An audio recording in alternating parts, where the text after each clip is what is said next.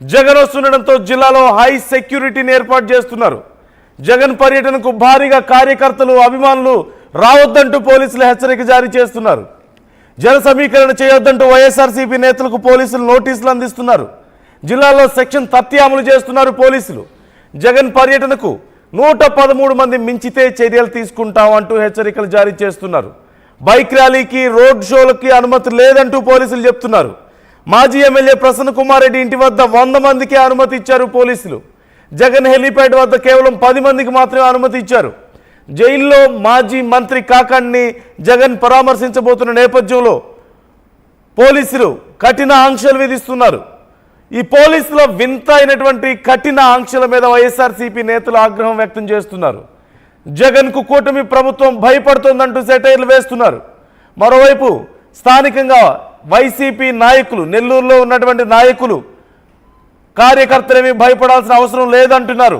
పోలీసుల ఆంక్షలకు తాము భయపడమంటున్నారు. ఇలాంటి ఒత్తిళ్లకు భయపడే ప్రసక్తే లేదని చెప్తున్నారు.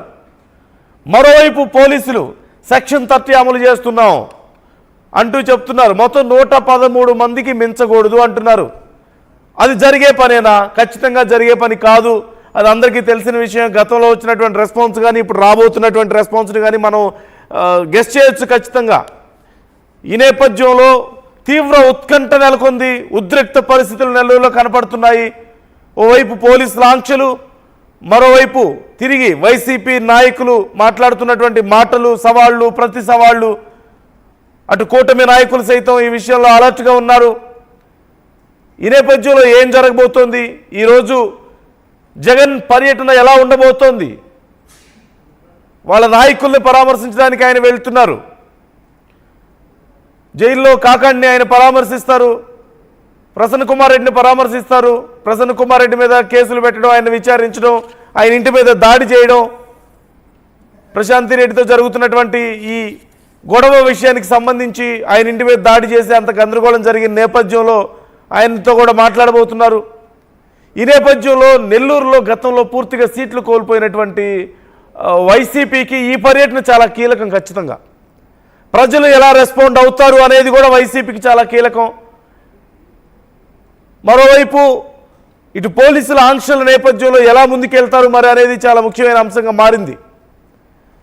ఈ అంశానికి సంబంధించి ప్రస్తుతం అసలు పరిస్థితి ఏంటి, అక్కడ ఎవరు ఎలా ఉన్నాయి, ఎవరి ఏర్పాట్లు ఎలా ఉన్నాయి? ఓవైపు వైసీపీ ఎలాంటి ఏర్పాట్లు చేసుకుంటుంది, మరోవైపు పోలీసులు ఎలాంటి ఏర్పాట్లు చేస్తున్నారు, మరి కూటమి నాయకులు స్థానికంగా ఏం చేయబోతున్నారు? ఈ అంశాలకు సంబంధించి ఫుల్ డీటెయిల్స్ తెలుసుకుందాం. మా ఏపీ ఇన్పుట్ ఎడిటర్ కృష్ణమోహన్ మనతో జాయిన్ అవుతున్నారు. కృష్ణమోహన్, మొత్తం మీద ఈరోజు నెల్లూరులో చాలా ఉద్రిక్త పరిస్థితులు, ఎక్కడ చూసినా ఇదే చర్చ నడుస్తుంది. ఎలా జరగబోతోంది ఆయన పర్యటన అనే దాని గురించి చర్చ నడుస్తుంది. అసలు పరిస్థితి ఎలా ఉంది? వైసీపీ నాయకులు ఎలాంటి ఏర్పాట్లు చేసుకుంటున్నారు? పోలీసుల ఏర్పాట్లు ఏంటి?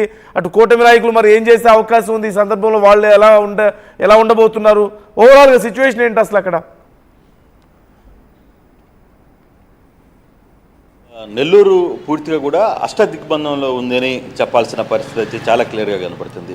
ప్రస్తుతం మనం నల్లపురెడ్డి ప్రసన్న కుమార్ రెడ్డి, ఏదైతే జగన్మోహన్ రెడ్డి ఉదయం విజయవాడ నుంచి బయలుదేరి 10:30 కల్లా కూడా నెల్లూరు చేరుకుంటారు.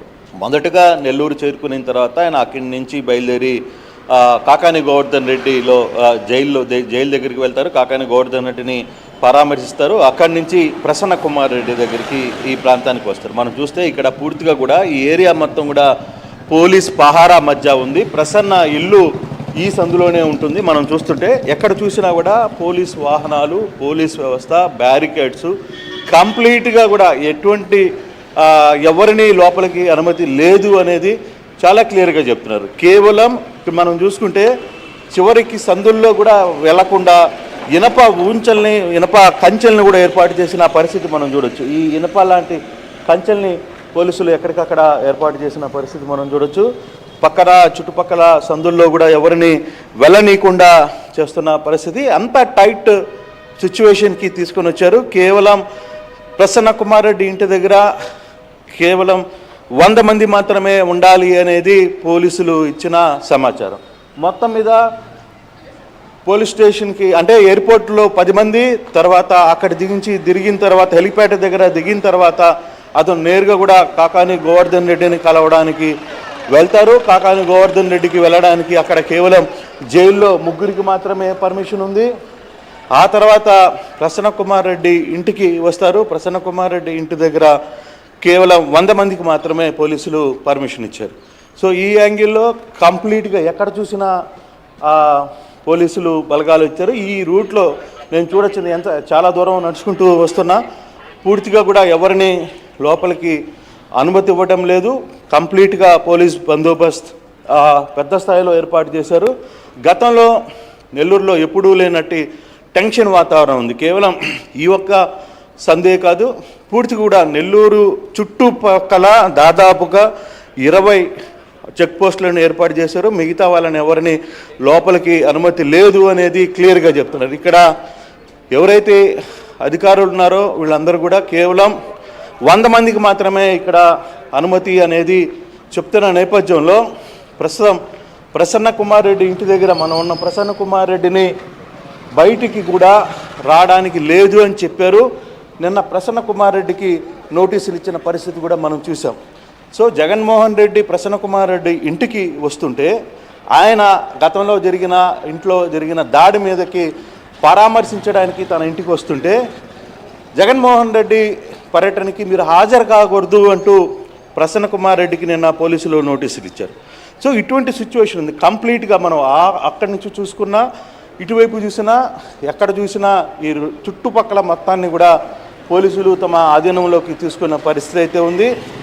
కంప్లీట్గా కూడా అది కూడా ఇనుప కంచెలతో ఎవరు లోపలికి రానియకుండా పోలీసులు పెద్ద ఎత్తున ఇక్కడ ఏర్పాటు చేస్తున్న పరిస్థితి అయితే ఉంది. అయితే కొంతమంది ప్రసన్న అభిమానులు ఇక్కడికి చేరుకున్న ప్రయత్నం అయితే చేశారు. కానీ వీళ్ళని కూడా ఇంట్లో నుంచి బయటికి వచ్చే పరిస్థితి కనపట్లేదు. వీళ్ళందరూ కూడా ఎక్కడికక్కడ నిర్బంధం చేస్తున్న పరిస్థితి పూర్తిగా కూడా పోలీసులు కంట్రోల్లో తీసుకుంది. తన యాక్షన్ని పూర్తిగా కూడా ఎవరిని అంటే జగన్ పర్యటనకి ఏదైతే 113 మందికి పర్మిషన్ ఇచ్చారు, అంటే ప్రసన్న కుమార్ రెడ్డి ఇంటికి కేవలం 100 మంది, ఎయిర్పోర్ట్ అంటే హెలిప్యాడ్ దగ్గర 10 మంది, జైల్లో 3, అంటే 113 మంది టోటల్గా జగన్ పర్యటనకి అనుమతి మాత్రమే ఉంది.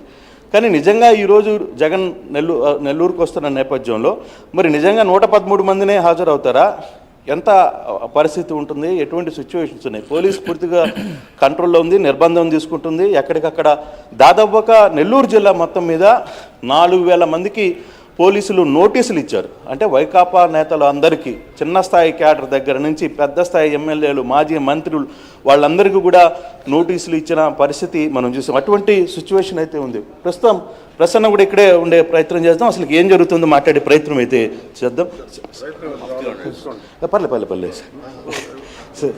సరే. ఇప్పుడు మీరేమనుకుంటారు? మీకు అట్లాగే చెప్పేదేనండి, 100 మందికి మాత్రమే పర్మిషన్ ఇస్తున్నారు.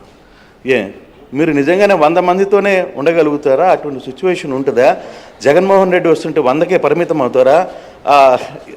అసలు పోలీసులు మీకు అందరికీ నోటీసులు ఇచ్చిన పరిస్థితి. జగన్మోహన్ రెడ్డి గారు వస్తే 100కే పరిమితం అవుతారన్న సంగతి పోలీసు వారికే తెలుసు. స్పెషల్గా మమ్మల్ని అడిగేది ఏంటండి, జగన్మోహన్ రెడ్డి గారు వస్తే ఎంతమంది వస్తారని డిపార్ట్మెంట్ వాళ్ళకి తెలుసు. మరి మేము కొత్తగా చెప్పేది ఏం లేదు కదా. మేము మరి ఇప్పటికే మీ అందరికీ నోటీసులు ఇచ్చారు కదా, ప్రతి ఒక్కరికి నోటీసులు ఇచ్చారు. రేపు కేసులు పెడతారు, అప్పుడు ఏంటి మీ పరిస్థితి? ఆల్రెడీ పెట్టున్నారు కదా, దాంతో ఇంకో అడిషనల్ కేసులు అవుతాయి.